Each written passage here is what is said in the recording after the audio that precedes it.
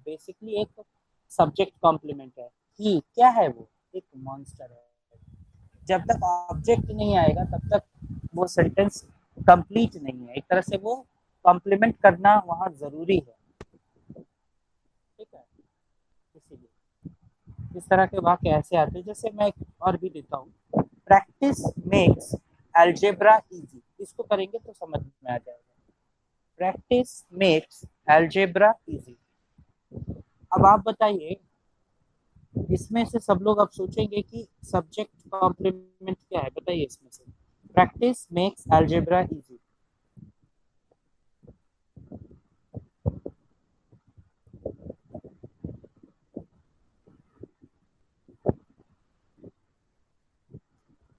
आप लोगों को सब्जेक्ट कॉम्प्लीमेंट मिल गया इस सेंटेंस में, प्रैक्टिस मेक्स अलजेब्रा इजी। मिला है?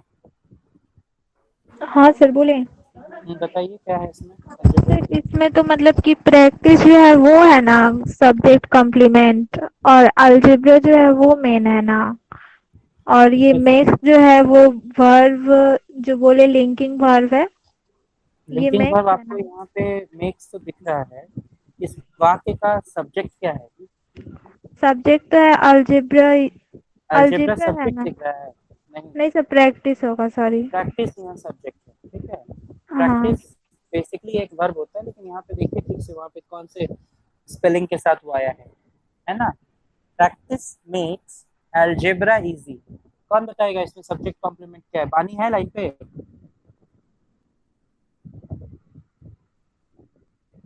बानी लाइन पे हो?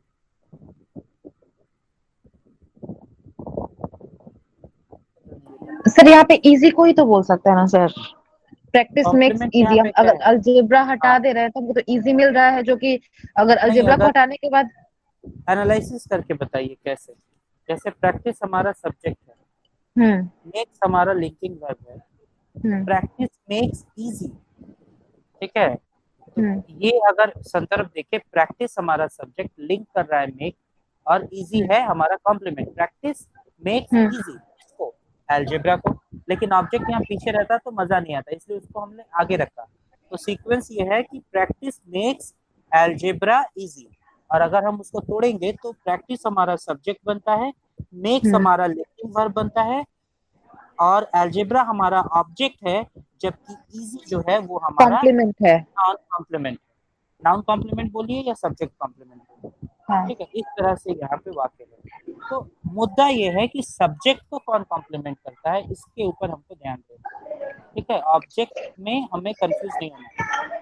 नाउन कॉम्प्लीमेंट जरूरी नहीं है कि सिर्फ एक ही कॉम्प्लीमेंट नाउन कॉम्प्लीमेंट हो, उसके अतिरिक्त कोई ऑब्जेक्ट में दूसरे ऑब्जेक्ट हो सकते हैं। ठीक है, लेकिन जो शब्द वाक्य के सब्जेक्ट को इफेक्ट करेगा, या फिर कहे कि उसको पूरा करेगा, उसको कॉम्प्लीमेंट करेगा, उसे ही हम नाउन कॉम्प्लीमेंट बोलेंगे। ये मेन इसका कॉन्सेप्ट आप लोग को याद रखना है। ठीक है, बहुत एग्जांपल्स है इसके, आप लोग एग्जांपल देखेंगे तो क्लियर हो जाएगा बाकी लोग भी। ठीक है, देखिए। मतलब भैया ऐसे प्रैक्टिस जो इजी जो है वो प्रैक्टिस को डिफाइन कर रहा है। बिल्कुल, प्रैक्टिस से इजी हुआ ना, प्रैक्टिस प्रैक्टिस, करेंगे हाँ तब हाँ तो हाँ, इजी होगा। इजी हो, अर्थ यही मुद्दा निकल यही रहा है। है। हाँ, मुद्दा हाँ यही हाँ। है। ठीक है, ठीक। जैसे अब हम लोग आते हैं आर्टिकल वाले रूल पे, कि नाउन कॉम्प्लीमेंट तो बस समझाना था, नहीं समझते तो फिर ये आर्टिकल में जो इसका यूज होता है वो नहीं समझ में आता। जैसे मैं एक वाक्य दे रहा हूँ, अब इसको आप लोगों को ठीक करना है। They elected him the president. They elected him the president.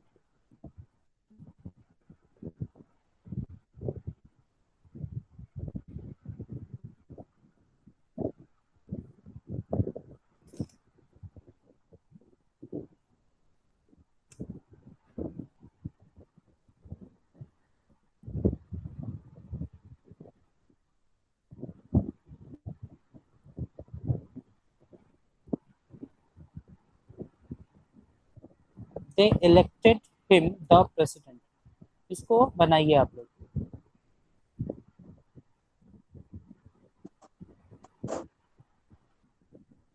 Vivaan जी, आपका माइक ऑन है। भैया इसमें तो दे जो है सब्जेक्ट है और ये हिम ऑब्जेक्ट है, तो प्रेसिडेंट हो गया यहाँ पर नाउन कॉम्प्लीमेंट।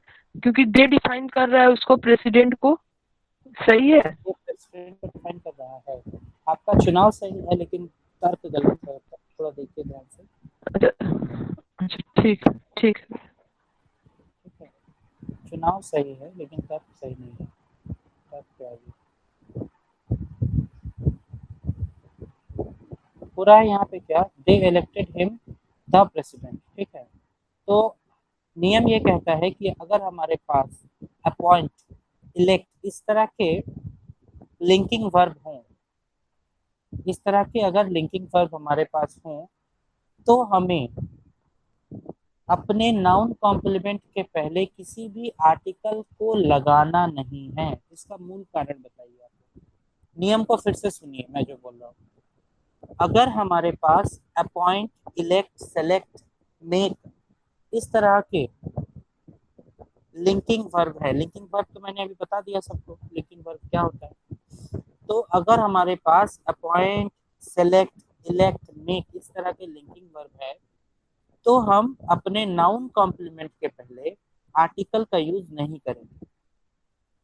इस लाइन को, मेरे इस लाइन को अगर आप लोग फील कर पा रहे हैं, समझ पा रहे हैं, तो थोड़ा मुझे समझाइए कि ऐसा क्यों।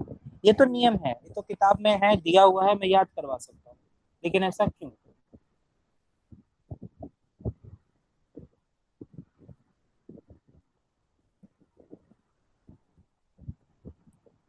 सर जब एक इंफॉर्मेशन हमको खुद उस वर्ड से मिल जा रहा है कॉम्प्लीमेंट, तो हम उसको पर्टिकुलर करने के लिए फिर किसी अगर आर्टिकल आर्टिकल का को यूज हम लाना क्यों जरूरी करेंगे? है। नहीं है। देखिए, ये सही है। इसमें कारण ये है कि कॉम्प्लीमेंट का मतलब होता है उस नाउन को हमने पहले ही इंट्रोड्यूस कर दिया है सेंटेंस में, तभी तो उसके कॉम्प्लीमेंट को हम आगे यूज कर रहे हैं। समझ रहे हैं बात आप लोग। तो अगर उस सब्जेक्ट को हमने पहले इंट्रोड्यूस कर दिया है, जिसका कॉम्प्लीमेंट वाक्य में पीछे आएगा, तो मैंने, याद है आप लोगों को, जब आर्टिकल का चैप्टर शुरू हो रहा था तो मैंने एक छोटी सी कहानी लिखवाई थी 3 लाइन की। Once upon a time there lived a king, और उसके बाद the king was very kind, क्योंकि किंग को एक बार हमने इंट्रोड्यूस कर दिया, फिर जब उसके बारे में चर्चा होती है तो फिर हम द लगाते हैं। तो एक बार जब इंट्रोड्यूस हो गया है, फिर वो, जब ये प्रेसिडेंट ऑलरेडी डेफिनेट हो गया, तो यहाँ पे द की कोई आवश्यकता है क्या? नहीं है, क्योंकि तो पहले से ही डेफिनेट हो गया है। नाउन कॉम्प्लीमेंट अपने आप में एक डेफिनेट नाउन होता है, ये भी याद रखिएगा।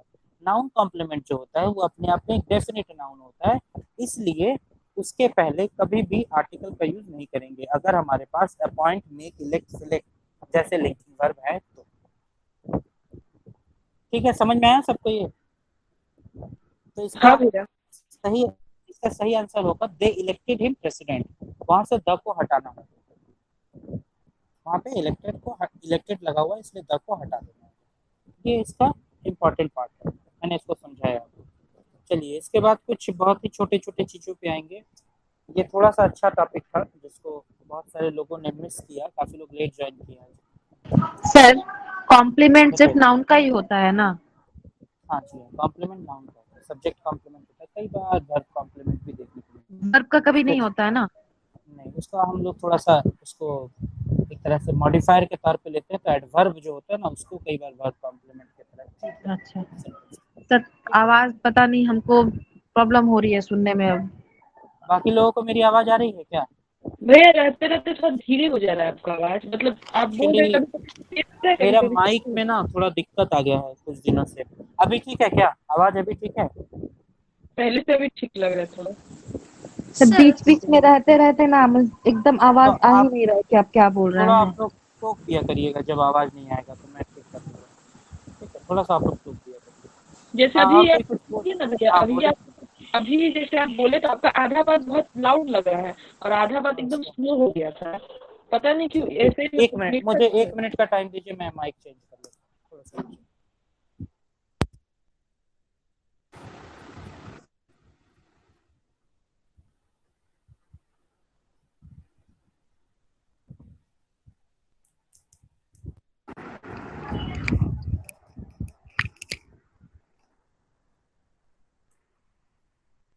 हेलो। हाँ सर। हेलो। जी सर। हाँ अभी सर आवाज अब साफ है? हाँ हाँ सर अभी साफ अभी है। ठीक है? हाँ चलिए साफ है। चलिए। ठीक है, बहुत अच्छा। तो अब हम लोग जो करने वाले हैं, इसके बाद थोड़ा सा डिफरेंट वे में हम लोग थोड़ा आगे बढ़ेंगे, कुछ इंपॉर्टेंट पॉइंट्स के ऊपर फोकस करना है, ठीक है। जिसमें से हम लोग कुछ adjective sorry comparison of adjective पे आएंगे, जिसको आप लोग डिग्री के नाम से जानते हैं। थोड़ा सा 1 मिनट, 2-3 चीजें और हैं, उसको बता के फिर उधर आता हूँ। अच्छा, जैसे एक छोटा सा एग्जांपल मुझे देना है, ये नोट करके रखिएगा, कई बार एग्जाम में आया है इसलिए। मान लीजिए कोई एक सिंगुलर कॉमन नाउन है। कॉमन नाउन का मतलब पता है ना सबको? कॉमन नाउन क्या होता है? कॉमन नाउन का एग्जांपल दीजिए। जातिवाचक संज्ञा, जैसे लोग। जातिवाचक, जातिवाचक हाँ, संज्ञा, जैसे लड़का, लड़का। अच्छा, लड़का, हाँ लड़की, ठीक है, स्टूडेंट हो गया सर। ठीक है, ठीक है, बढ़िया। तो अगर हम लोग एक जातिवाचक संज्ञा के पहले एक आर्टिकल लगा दें, और जनरली वो आर्टिकल जो होता है वो इंडेफिनिट आर्टिकल लगाते हैं। जैसे एक एग्जांपल मैं देता हूँ, dog is A faithful animal, ठीक है। इसके पहले अगर ए लगा के लिखा जाए, ए dog is A faithful animal, तो ये वाला सेंटेंस सही है या dog is A faithful animal वो सही है? डॉग इज ए फेथफुल दूसरा एनिमल। वाला सही है सर, वो तो पूरे पूरे कुत्ते की जाति के लिए बोला जा रहा है।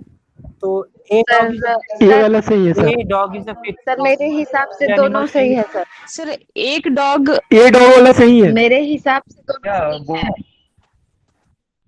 ठीक है। हाँ तो भैया, निशा अमित, जो बोल रहे हैं मुझे भी अमित, लग रहा है कि दोनों सही है। अच्छा अमित, ए dog is A faithful animal ज्यादा सही क्यों है, या फिर सही क्यों है? इसलिए ना सर कि हमको जो पता है कि ये डॉग जो है वो अगर ये किसी पशु जाति के साथ लगता है ना तो पूरे पशु जाति को संबोधित कर दे रहा है, लेकिन अगर ए मैन लगेगा तो किसी एक व्यक्ति को करता है। लेकिन ए डॉग पूरे डॉग जाति, पूरे पशु मतलब उस कुत्ते के जाति को पूरा वो बता दे रहा है। ऐसा नहीं, आपका कहना सही है, नहीं आपका कहना बिल्कुल सही है, ए dog is A faithful animal सही है, लेकिन अगर dog is A faithful animal लिखे तो ये गलत है क्या? इसके बारे में सर नहीं बोल पाएंगे। ये तो प्रश्न था। ए dog is A faithful animal मुझे लिखना है कि dog is A faithful animal लिखना है? हम और सर जो ये डॉग लिखेंगे। आप ए डॉग नहीं करेंगे, द डॉग क्यों करेंगे? सर Definite जैसे नहीं ना, निशा कौन दी सा बोल कुत्ता? रही है, निशा दी जो बोल रही है ना, दोनों सेंटेंस अपने अपने प्लेस पे सही है, बस उसको मीनिंग चेंज हो जा रहा है। क्या एक में मीनिंग ए चेंज होता है? डॉग, जैसे कि ए डॉग लगा देने से एक डॉग के बारे में ही वो बात कर रहा कौन है। से डॉग, कौन से डॉग के बारे में बात मतलब कर रहे हैं? एक डॉग जो कि फेथफुल है, ऐसे सेंस ऐसा कुछ हो जा रहा है। नहीं, गलत नहीं, पकड़ रहे हैं। मेरा वाला में मीनिंग भी सेंस वही एक ही होना चाहिए, दोनों का सेंस भी एक ही होगा। अगर ए डॉग लिखते हैं या डॉग लिखते हैं, जनरली एक्चुअली मॉडर्न इंग्लिश में दोनों को एक्सेप्ट कर लिया गया है। Dog is A faithful animal, man is a faithful animal, man is मॉर्टल। हाँ राहुल बोलो, बोलो राहुल। हाँ बोल रहे ना, ये चीजें जो होती है ना, मैंने देखा था हिंदी में भी मुझे कभी समस्या आई थी कि कभी कभी जो है प्रॉपर नाउन और कॉमन नाउन को ना कभी कभी लोग प्रॉपर नाउन की तरह जब ट्रीट करते हैं तो वहाँ पर हम लोग आर्टिकल लगा देते हैं। जैसे कि मान लीजिए हिंदी में मैंने एक वाक्य जब लिख रहा था कि बकरी घास चरती है, तो वहाँ पर बकरी को मैंने कभी जातिवाचक संज्ञा के रूप में ट्रीट किया था, और कभी कहते हैं कि बकरी घास चर रही है, मतलब वो हमारे सामने है तो उसको मतलब ये प्रॉपर ट्रीट करते हैं। ठीक है, तो यही चीजें हमें लग रहा है यहाँ पर भी, यहाँ पर बहुत भी काम सुंदर, करें। बहुत अच्छा एक्सप्लेन किए हो। यहाँ पे ए dog is a faithful animal, since ये एक एफर्मेटिव सेंटेंस है ना, इसलिए यहाँ पे दोनों ही चल जा रहा है, और ये प्रेजेंट इंडेफिनिट में है, तो a dog is a faithful animal और dog is a faithful animal में अंतर नहीं आएगा। लेकिन अगर हम ए डॉग को, जैसे a dog has come to my door, अगर मैं ऐसे बोलूं तो इसका क्या अर्थ होगा? क्या ये पूरी कुत्ते की प्रजाति को इंगित यहाँ पे किया जा रहा है? नहीं नहीं, सर, यहाँ पे कोई एक proper पर्टिकुलर कुत्ते के बारे में बोला जा रहा है। मतलब क्या है, एक कॉमन नाउन को प्रॉपर नाउन बनाने के लिए कई बार आर्टिकल का यूज हम करते हैं, लेकिन कई बार ऐसा भी होता है कि कॉमन नाउन रखते हुए हम आर्टिकल, इंडेफिनिट आर्टिकल का यूज कर सकते हैं। इसको गलत मत मानिएगा आप लोग, ठीक है। कॉमन नाउन को जनरली प्रॉपर नाउन बनाने के लिए एक इनडेफिनिट आर्टिकल ए या फिर एन आ जाता है, लेकिन कई बार हम लोग कॉमन नाउन को कॉमन नाउन ही रखते हुए सामने एक आर्टिकल लगा सकते हैं। शर्त यह है कि जो सेंटेंस है वो इंडेफिनिट में होना चाहिए, ठीक है। ये हमेशा याद रखिएगा इस कंडीशन को, यही मूल मुद्दा है यहाँ पे, दोनों ही चलेगा, ठीक है। और जहाँ तक बात है मैन का, तो मैन के पहले ए नहीं लगाते, ठीक है। मैन वाला केस सिर्फ स्पेसिफिक है कि मैन के साथ आर्टिकल लगाने की कोई जरूरत नहीं है, मैन इज मॉर्टल चलता है, ए मैन इज मॉर्टल नहीं होगा, लेकिन उसके बाद बाकी सबके साथ ये नियम चलेगा। अच्छा, इसके बाद तो मैंने लगभग बता दिया है सब कुछ। इसके बाद जो एक और चीज बताना है, जैसे कुछ चीजें हैं, जैसे स्कूल कॉलेज इस तरह का कोई अगर बिल्डिंग है, ठीक है, कई बार देखा जाता है सेंटेंस में कि इनके पहले आर्टिकल का यूज करते हैं, कई बार ऐसा देखा जाता है कि इनके पहले आर्टिकल का यूज नहीं करते। जैसे दो एग्जांपल मैं पुट कर रहा हूँ, children should go to school, पहला है children should go to school, और दूसरा है my house is behind a school, ठीक है। Children should go to school पहला एग्जाम्पल है, और दूसरा एग्जाम्पल है my house is behind a school. इन दोनों वाक्यों को अगर आप देखेंगे तो पहले वाक्य में आर्टिकल का यूज नहीं किया गया है, जबकि दूसरे वाक्य में आर्टिकल का यूज किया गया है। तो ऐसा आखिर क्यों होता है कि कभी हम आर्टिकल लगा रहे हैं, कभी हम आर्टिकल हटा रहे हैं, ऐसा क्यों करना है? सर जहाँ तक पहले ये सेंटेंस तो की बात डिपेंड है, करता है ना। क्या सर डिपेंड पहले करता सेंटेंस की जहाँ बात है, है? सही, क्या हो रहा है पहले सेंटेंस में? जहाँ पे हम लोग रेगुलर जाते हैं, स्कूल हो जैसे रेगुलर हम रेगुलर लोग का जाना होता है, तो उसके पहले नहीं लगाएंगे आर्टिकल, या फिर सर ये बात मुझे पता थी, जहाँ पे हम लोग का रेगुलर आना जाना हो उसके पहले आर्टिकल हम लोग नहीं लगाएंगे। रेगुलर कहने से संदर्भ आपका क्या इंडेफिनिट की तरफ है क्या? सॉरी, कॉमन सर, कॉमन बोल सकते हैं ना सर। कॉमन। सर स्कूल तो बोलते मेरा हैं, यहाँ रोज पर का जो आना स्कूल जाना बोला गया है। है ना सर, वहाँ स्कूल में मेरा रोज का आना जाना है, वो स्कूल सबके लिए कॉमन है। लेकिन मेरा घर जिस स्कूल के पीछे है वो तो कोई डेफिनेट स्कूल है ना, इसको थोड़ा यहाँ सा तो स्कूल डेफिनेट हो जा रहा है। मुझे थोड़ा सा और क्लियर एक्सप्लेनेशन चाहिए। सर बोले, हाँ बोलो। देखिए सर, अगर ये पढ़ाए थे आप कि अगर अब जैसे कि कोई पेशेंट है और अगर उसके बाद जब हम हॉस्पिटल के ओर इशारा कर रहे हैं कि वो हॉस्पिटल जाएगा, तो वहां पे द नहीं लगेगा क्योंकि उससे उसका रिलेशन है। लेकिन अगर हम किसी को बता रहे हैं कि मेरा घर इस हॉस्पिटल के पीछे है या जो भी है इस तरीके का सेंटेंस में, तो मेरा उद्देश्य उस हॉस्पिटल में नहीं जाना बल्कि इशारा करना है कि मेरा घर उसके पीछे है। तो ऐसे सेंटेंस में हम द नहीं लिखेंगे। ऐसे सेंटेंस में हम द लिखेंगे कि मेरा घर पीछे है। द हाँ लिखे या लेकिन, ए लिखे, कुछ भी नहीं, जरूरी नहीं हाँ, कि दही लिखे, ये भी चलेगा। ओ अच्छा अच्छा, ये नहीं ठीक पता है। था, तो ये उसमें लगेगा। लेकिन बट एक्चुअली हम क्या लोग, है, मैं थोड़ा सा बताऊंगा, अब थोड़ा सा क्लियर करता हूँ चीजों को, ठीक है। सर बिकॉज चिल्ड्रन का जो है वो फंडामेंटल राइट होता है कि वो स्कूल जाएं और एजुकेशन उनके लिए बेसिक नीड है, तो उसके लिए उसके साथ नहीं लगता मैं थोड़ा थोड़ा थोड़ा आता हूँ, और ठीक है, जो मैं थोड़ा सा बता रहा हूँ, ठीक है, थोड़ा सुनिएगा। जैसे पहला सेंटेंस है हमारे सामने, children should go to school, ठीक है। आर्टिकल का जब मैंने पहला क्लास या दूसरा क्लास लिया था, तो आर्टिकल की जो परिभाषा मैंने दी थी, किसी को याद है वो परिभाषा क्या था? जिसने भी अच्छे से क्लास सुना हो, परिभाषा क्या था आर्टिकल का, आप लोग ये बताइए, डेफिनेशन क्या था? आर्टिकल क्या होता है? थोड़ा बोलिए आप लोग, आर्टिकल क्या होता है?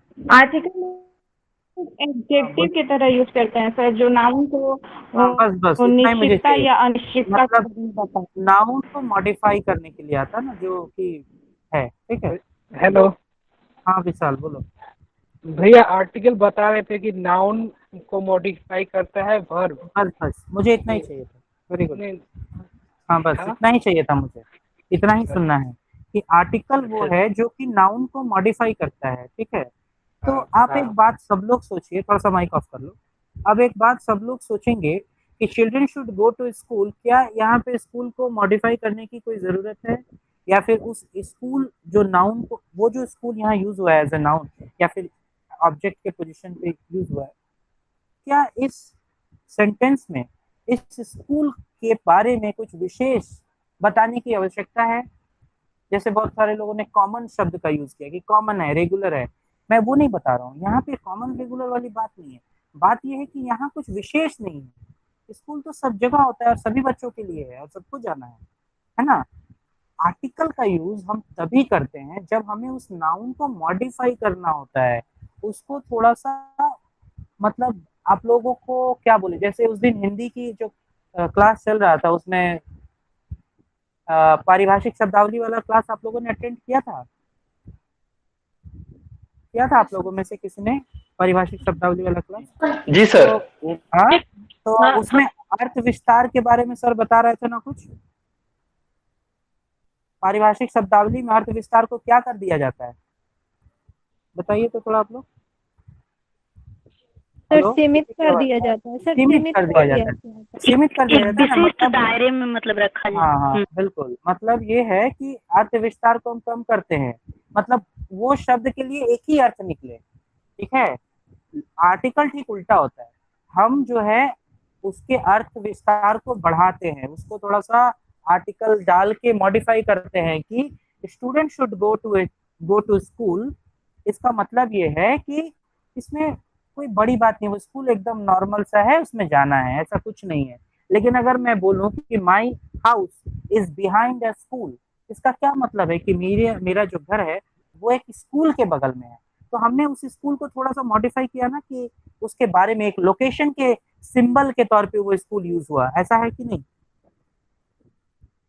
हेलो, अब वो जो स्कूल है वो एक सामान्य ऐसा बिल्डिंग नहीं है जहाँ पढ़ाई हो रहा है, वो बल्कि मेरे घर का एक क्या है, नियरेस्ट लोकेशन बताने के काम में आ रहा है, वो है कि नहीं है? My house is behind the school, अगर ऐसा बोले तो हमने उसके अर्थ को थोड़ा विस्तार दिया ना। Hello, yes sir. सबको समझ में आ रहा है बात कि अभी भी डाउट है? जी सर क्लियर हुआ, समझ में आ हाँ गया। सर समझ में आ रहा। थोड़ा सा अगर मतलब हम उसके यहाँ पर यह है नॉर्मल काम से हटाकर अगर उसमें कुछ विशेष लाए, तब हमें जनरली इस तरह से आर्टिकल लाना पड़ता है, क्योंकि वो एक मॉडिफायर की तरह काम कर रहा है। ठीक है, समझ में आया? जी सर। ठीक है, जैसे एक और 2-3 एग्जांपल लेते हैं। I go to temple every morning, I go to temple every morning, ये सेंटेंस है ना। जी सर। और एक सेंटेंस लिखिए, I go to the Ram temple every morning.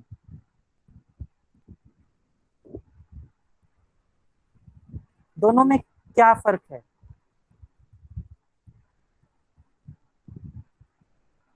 दोनों में पहला जो सेंटेंस है उसमें टेम्पल का बात किया गया है। पहला जो सेंटेंस है उसमें टेम्पल जो है मतलब एक कॉमन के रूप में कोई भी टेम्पल हो सकता है, ठीक है। बट सेकंड वाले उसके प्राथमिक उद्देश्य में हमने उसको यूज किया है। हाँ, मतलब उसका जो प्राइमरी फंक्शन है, उसके प्राइमरी फंक्शन, उस नाउन को हमने उसी लेवल पे रखा जिस रूप में वो है, उसके अर्थ को हमने विस्तार नहीं दिया। मैं मंदिर जाता हूँ रोज सुबह, है ना, बस मंदिर मंदिर के तौर पे। लेकिन इसमें जो है द राम टेम्पल का मतलब मैं वही राम के मंदिर में रोज जाता हूँ, मतलब कोई एक है उनके घर। तो मतलब एक में कॉमन नाउन यूज किए, एक में प्रॉपर नाउन यूज किए, यही ना सर? बिल्कुल बिल्कुल, यहाँ तो द लगाए इसीलिए प्रॉपर हो रहा है। ठीक है सर, और एक में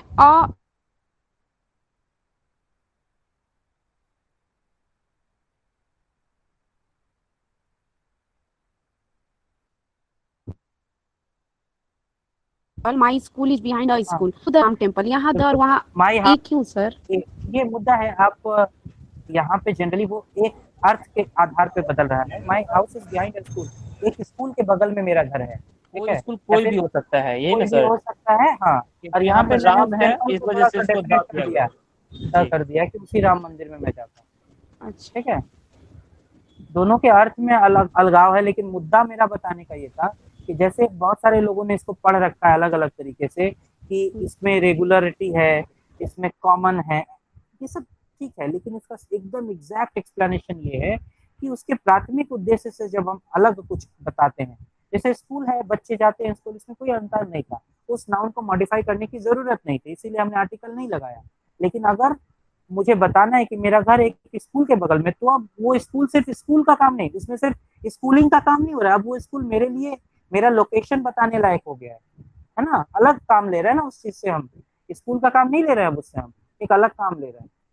तो ठीक है, जैसे अब टेम्पल सिर्फ टेम्पल नहीं रह गया, अब मेरी आस्था से जुड़ गया वो कि मैं वही राम के मंदिर में जाता हूँ। ठीक है, अब राम से भावनात्मक संबंध जुड़ गया, तो मुद्दा यहाँ पे बदल जाता है। ठीक है, अर्थ विस्तार थोड़ा देने के लिए हम आर्टिकल का यूज करते हैं। इसको थोड़ा सा गहराई से समझना होगा, चीजें आप लोगों को क्लियर होंगी। और ठीक है, क्लियर है अभी तक कि और बताऊं इसमें? जी सर, क्लियर हुआ, क्लियर है सर, क्लियर है। किसी का अगर डाउट है तो बस पूछ लीजिएगा आप लोग। इसके बाद ठीक है सर। ठीक है, इसमें एक बार और आते हैं, इसमें एब्स्ट्रैक्ट मटेरियल नाउन के ऊपर थोड़ा चर्चा कर लें। अच्छा, आप लोगों को पता है ना एब्स्ट्रैक्ट नाउन क्या होता है? एब्स्ट्रैक्ट नाउन पता है सबको?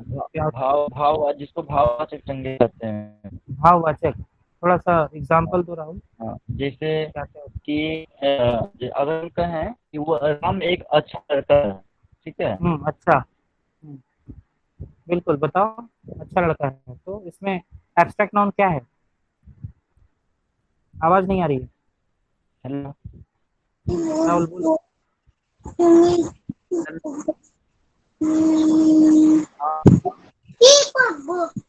रूपा जी आपका माइक ऑन है। हाँ सर, बोल एब्स्ट्रैक्ट नाउन बोले क्वालिटी और एक्शन को जो बताता है उसको हम लोग एब्स्ट्रैक्ट नाउन बोलते हैं, तो क्वालिटी को या कंडीशन या फिर एक्शन को बताएं। अच्छा, एग्जांपल के तौर पे कुछ, जैसे ह्यूमैनिटी हो सकता है, प्राइड हो सकता है, ब्रेवरी हो सकता है, चाइल्डहुड हो सकता है। एब्स्ट्रैक्ट वर्ड का थोड़ा एक्सप्लेन करेंगे, एब्स्ट्रैक्ट वर्ड क्या होता है? सर ह्यूमन फीलिंग को बताने के लिए जो नाउन यूज होता है। चीज का निचोड़, एक आदमी को कंप्लीट कर लेने दीजिए, फिर आप लोग थोड़ा सा इंटरप्ट करिए बीच में। रूपा जी बोल रहे हैं कि एब्स्ट्रैक्ट का मतलब होता है किसी भी चीज का निचोड़ निकालना। एब्स्ट्रैक्ट का मतलब निचोड़ निकालना होता है, ऐसा कब देखा आपने? एब्स्ट्रैक्ट का मतलब निचोड़ निकालना नहीं होता, किसी की विशेषता का मतलब विशेषता भी नहीं होता है। कौन बताएगा? एब्स्ट्रैक्ट नाउन का मतलब ये होता है ना कि जिसको फील किया जा सकता है, जिसको फील किया जा सकता है। हाँ सर, इसको भाववाचक बोलते हैं सर, भाववाचक बोलते हैं। अरे हिंदी में आएंगे तो जल्दी उसका, हाँ बोलिए। उसका क्वालिटी, उसका फीलिंग या उसका कंडीशन को छुआ नहीं जा सकता, केवल फील किया जा सकता है। हाँ तो जैसे जी बताइए। सर मुझे ऐसा लगता है कि जो मतलब हम टच नहीं कर सकते, जिसको सिर्फ फील किया जाता है उसे हम एब्स्ट्रैक्ट नाउन बोलते हैं। बिल्कुल, एब्स्ट्रैक्ट नाउन जिसको हम टच नहीं कर सकते, इसका क्या मतलब है? इसका सिंपल मतलब है एब्स्ट्रैक्ट है वो मटेरियल नहीं है। मतलब एब्स्ट्रैक्ट है, मटेरियल नहीं है। मतलब मटेरियल को आप छू सकते हैं, ठीक है, फील कर सकते हैं, छू के अनुभव कर सकते हैं, लेकिन एब्स्ट्रैक्ट को बिना छुए अनुभव करना होगा। जैसे पेन, दर्द, प्यार, ठीक है, घृणा, ये सब क्या है? एब्स्ट्रैक्ट है। इसको आप देख नहीं सकते लेकिन अनुभव कर सकते हैं।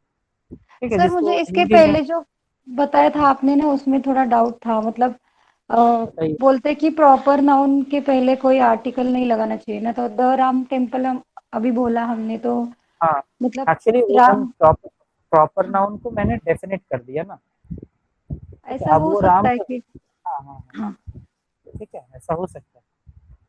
ओके, ठीक है, वो प्रॉपर नाउन अब प्रॉपर तो रहा नहीं किसी के लिए, राम तो राम हो गए ना, तो कॉमन हो गए। अच्छा। हाँ हाँ, ठीक है, इसलिए। और एब्स्ट्रैक्ट नाउन जहाँ तक है, हम लोग भाववाचक जो संज्ञा जानते हैं उसी से जोड़कर इसको देखिएगा। तो भाववाचक संज्ञा के साथ क्या करते हैं आप लोग? आर्टिकल लगाते हैं कि नहीं लगाते हैं?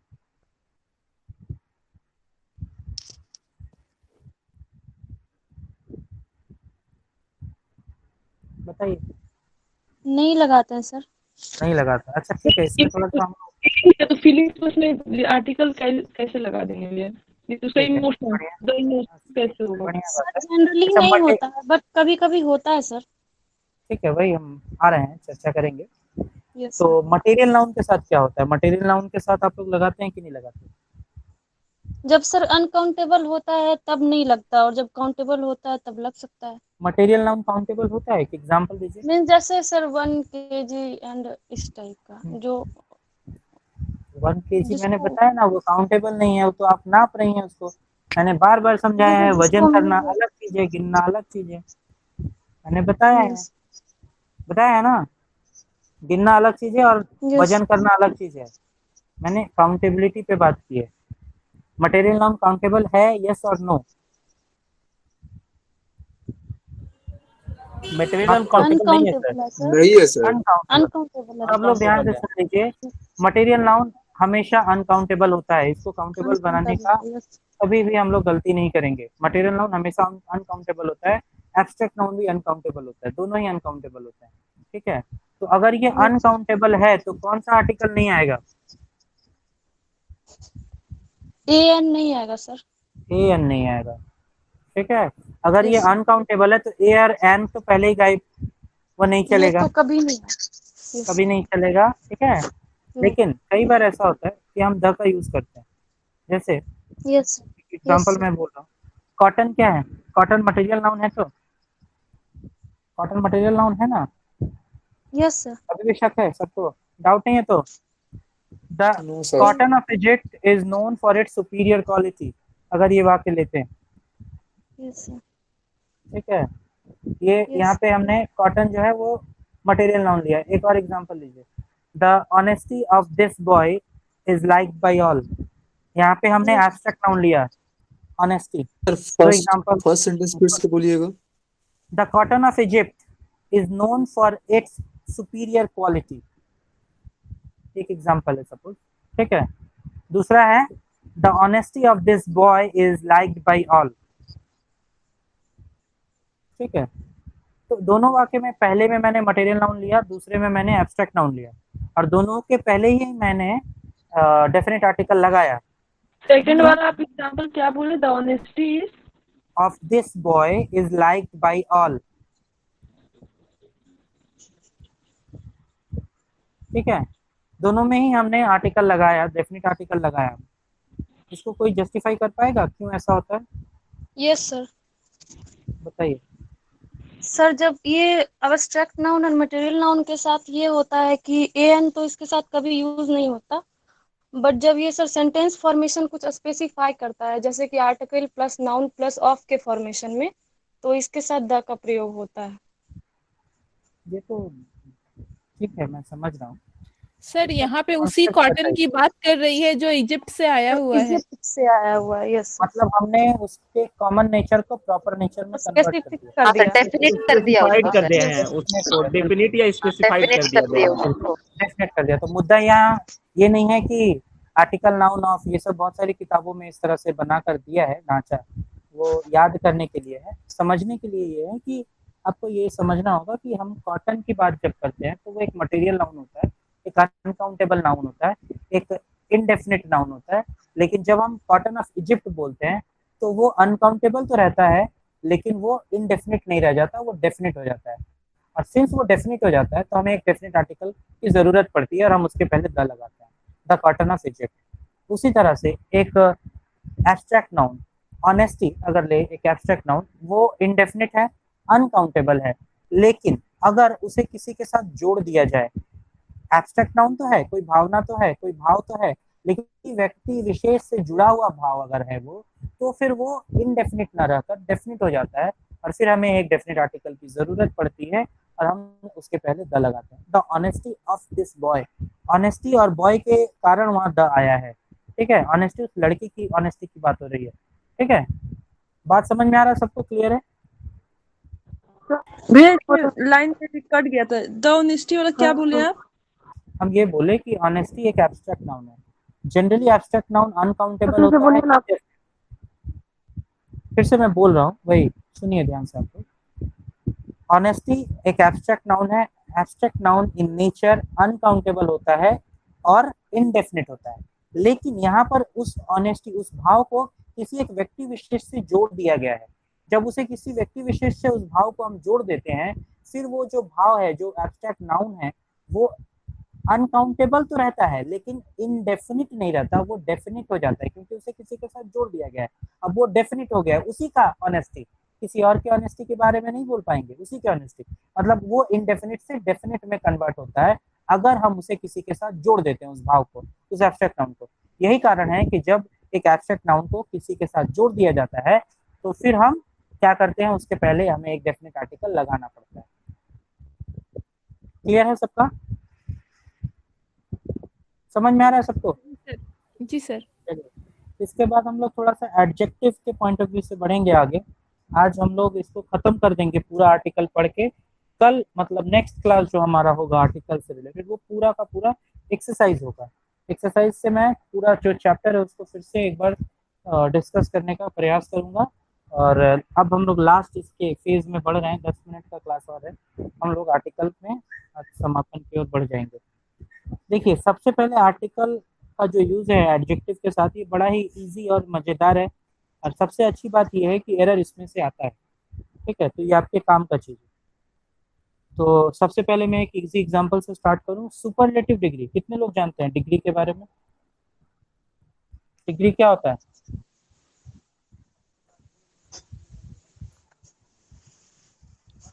आप लोगों ने बहुत लोगों ने पढ़ा है सर एडजेक्टिव का। हाँ उसके गुणवत्ता को दर्शाता है भैया, उसका स्तर जो होता है ना उसके लेवल को दर्शाता है। बहुत बढ़िया राहुल। लेवल का क्या मतलब? हाँ लेवल करने का मतलब है कि जो क्वालिटी होता है ना, जैसे मान लीजिए कोई अच्छा है तो कोई उससे थोड़ा सा और बेटर भी हो सकता है, और कोई होता है जो कि सबसे अच्छा है तो वो सुपरलेटिव हो गया। तो इस तरह से होता है कि हमने गुण को 3 स्तर में बांट दिया है। हाँ, एक होता है सामान्य से थोड़ा अच्छा होता है, ठीक है, और एक होता है कि उससे भी अच्छा होता है तुलनात्मक तौर पे, और एक होता है सर्वश्रेष्ठ मतलब सबसे ऊपर। जिस मतलब हमने एडजेक्टिव का मूल क्या मतलब होता है? एडजेक्टिव का मतलब क्या होता है ये बताइए। एडजेक्टिव भी होता है कि एडजेक्टिव जो होता है उसको हम लोग विशेषण कहते हैं। तो वो जो होता है विशेषण उसकी गुणवत्ता को दर्शाता है। इसकी गुणवत्ता को मतलब जिसको वो क्वालिफाई करेगा, जैसे मान लीजिए नाउन को क्वालिफाई हाँ, नहीं वही मैं पूछ रहा हूँ। नाउन को क्वालिफाई करे, एडवर्ब को क्वालिफाई करे, जिसको भी वो क्वालिफाई करता है उसकी गुणवत्ता के बारे में वो चर्चा कर रहा है। दर्शाता है। बिल्कुल। और इसके 3 स्तर होते हैं ना, एक पॉजिटिव डिग्री ऑफ एडजेक्टिव, दूसरा कंपैरेटिव डिग्री ऑफ एडजेक्टिव, और तीसरा सुपरलेटिव डिग्री ऑफ एडजेक्टिव। ठीक है, जैसे एक छोटा सा एग्जांपल, गुड, बेटर और best. Good positive degree of adjective, better comparative degree of adjective, और बेस्ट जो है वो सुपरलेटिव डिग्री ऑफ एडजेक्टिव। ये 3 स्तर है, इसको आराम से लोग समझ सकते हैं। चलिए ठीक है, अब जो सवाल आता है आर्टिकल के आधार पे अगर हम पूछे तो सुपरलेटिव डिग्री का अगर कहीं पे आप प्रयोग देखते हैं तो उसके पहले किस आर्टिकल का यूज किया जाता है? बहुत ही कॉमन और इजी सवाल है, सबको आता है।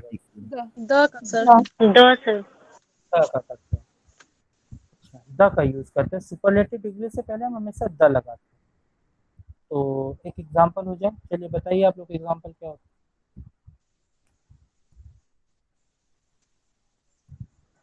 Honesty is the best police.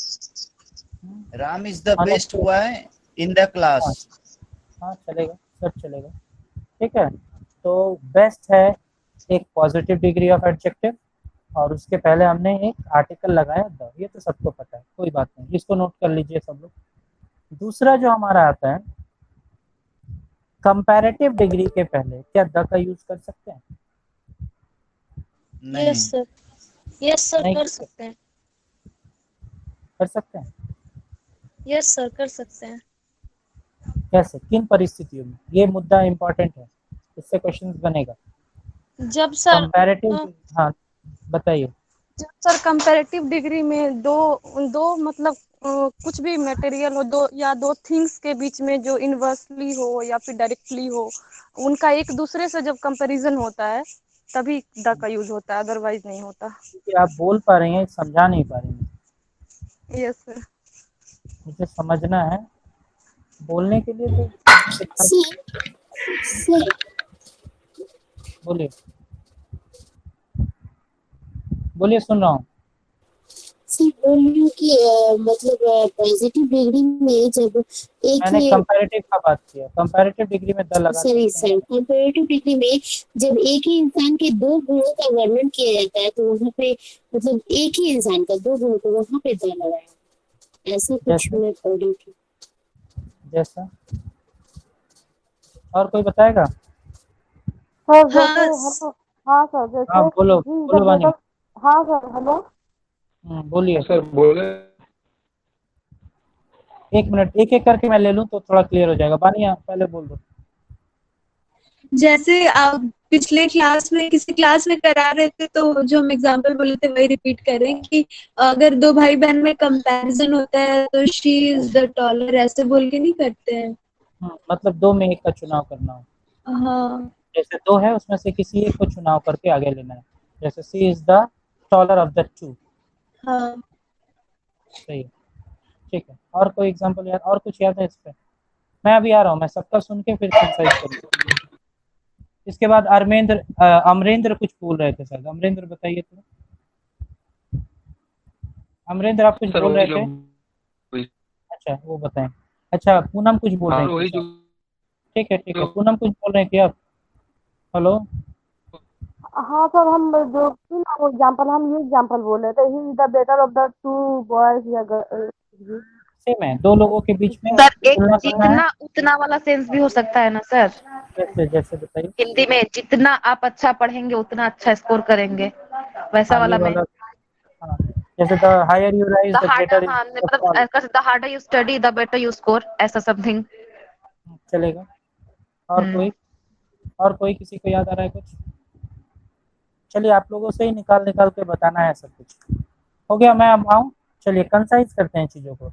सबसे पहले बानी ने जो बताया कि अगर दो लोग हैं और उनके बीच में से किसी एक को चुनना है आपको, ठीक है।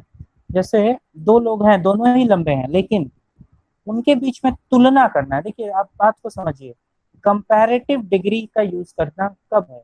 जब दोनों के बीच में तुलना करेंगे, लेकिन तुलना करके किसी एक को बड़ा बता देना है, फाइनल घोषित कर देना है। जैसे she is the taller of the two girls. अगर ऐसा हम बोले दो लड़कियों में वो लंबी है, तुलना भी कर दिए लेकिन उसको लंबा भी बोल दिए, ठीक है। तो जब ऐसी परिस्थिति होती है तो हम द का यूज करते हैं with comparative degree of adjective. तो यहाँ पे कभी आप इसको गलती मत करिएगा। और इसका जो जनरल फॉर्म होता है उसमें देखिएगा द तो लगता ही है, साथ ही साथ कंपैरेटिव डिग्री के पीछे ऑफ भी रहता है। ऑफ इसलिए आता है क्योंकि दो में से एक को चुनना है, ठीक है। तो द बेटर ऑफ आपको हमेशा दिखेगा या द स्ट्रॉन्गर ऑफ दिखेगा, ठीक है। He is the stronger of the two wrestlers. He is the strongest नहीं बोलेंगे, he is the stronger of the two wrestlers, इस तरह से चलेंगे क्योंकि दो के बीच में वो ज्यादा ताकतवर है, ठीक है। बोल रहे भैया समझ आ रही है? हाँ राहुल बताओ। बोल रहे हैं कि जब जब दो के बीच कंपेयर करेंगे तो जनरली तो कॉम्परेटिव डिग्री में हम लोग देन का भी प्रयोग करते हैं, तो जब दो के बीच कंपेयर करेंगे तो देन भी नहीं लगाएंगे। नहीं, यहाँ देन का कोई जरूरत नहीं है। यहाँ पे she is the stronger of the two wrestlers, she is the taller of the two girls, ठीक है। यहाँ पे कोई जरूरत ही नहीं है देन का, ठीक है। ठीक है ठीक तो है। ऐसा चलेगा। फिर दूसरा जो एग्जांपल हम आते हैं कि अगर, ठीक है, जैसा तैसा वाला जो एग्जांपल एक चलता है उसमें मैं बताता हूँ, the more electricity you use the higher your bill will be. बहुत बड़ा हो गया, छोटा एग्जांपल देखिए, the higher you rise the greater you fall. The higher you rise the greater you fall. इसमें देखिए जितना ऊंचा उठता है कोई उतना ही नीचे गिरता भी है, सुने हैं ना कई बार। तो ऐसा अगर परिस्थिति बने कि दो दो कंपैरेटिव एडजेक्टिव आपको दिख जाए, हायर ग्रेटर, ठीक है, तो इस तरह की परिस्थिति में द लगाते हैं।